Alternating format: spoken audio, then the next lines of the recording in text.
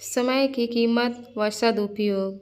एक बार की बात है, स्वामी विवेकानंद जी को एक नदी पार करनी थी और वे उस नदी किनारे खड़े हो गए।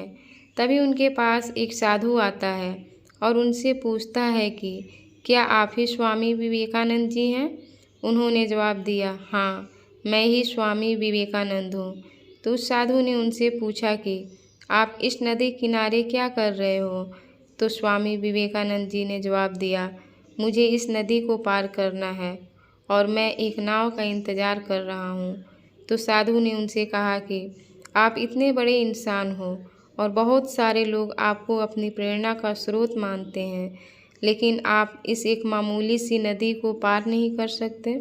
तो चलो, मैं आपको इस नदी को पार करके दिखाता हूँ। साधु ने उस नदी के पानी को ऊपर चलकर पार किया और फिर से वापस चलकर वह साधु स्वामी विवेकानंद जी के पास आया और बोला, देखो, मेरे पास इतनी शक्ति है, इतनी ज़्यादा पावर है, उसके बाद भी मुझे कोई भी नहीं जानता। लेकिन तुम्हारे पास ऐसी कोई शक्ति नहीं है, तब भी तुम्हें सारी दुनिया जानती है। ऐसा क्या है तुम्हारे अंदर जो तुमको सारी दुनिया जानती है और लोग तुम्हें अपनी प्रेरणा का स्रोत भी मानते हैं? तो स्वामी विवेकानंद जी ने उस साधु से मुस्कुराते हुए पूछा कि तुम्हें इस विद्या को सीखने में कितना समय लगा? तो साधु ने जवाब दिया, 15 साल। इतने में ही स्वामी जी की नाव आ गई और स्वामी विवेकानंद जी ने उसे अपने साथ नाव में बैठाया और नदी पार की। और पार करने के बाद स्वामी जी ने अपने जेब से 1 रुपये निकाला और उसने वाले को दे दिया, यानी कि दोनों के 50-50 पैसे हुए थे। स्वामी जी ने उसने वाले को 1 रुपये दे दिया।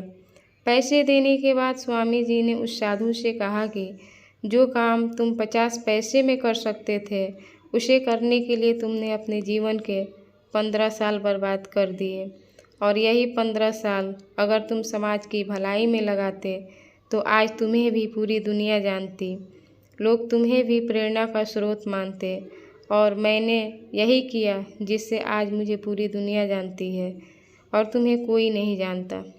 विवेकानंद जी ने उस्तादों से कहा कि तुम्हारे जैसे कई सारे लोग ऐसी चीज़ों में अपनी कई दिन कई साल बर्बाद कर देते हैं जिनका उनके ज़िंदगी में कोई मतलब नहीं होता। सीख। इस कहानी से हमें यही सीख मिलती है कि हमें अपने कीमती समय को उस जगह लगाना चाहिए जहाँ पर उसका कोई मतलब निकले। कहानी अच्छी लगी हो तो प्लीज़ इसे लाइक और शेयर करें, चैनल को सब्सक्राइब करें। इस कहानी को सुनने के लिए आप सबका बहुत बहुत शुक्रिया।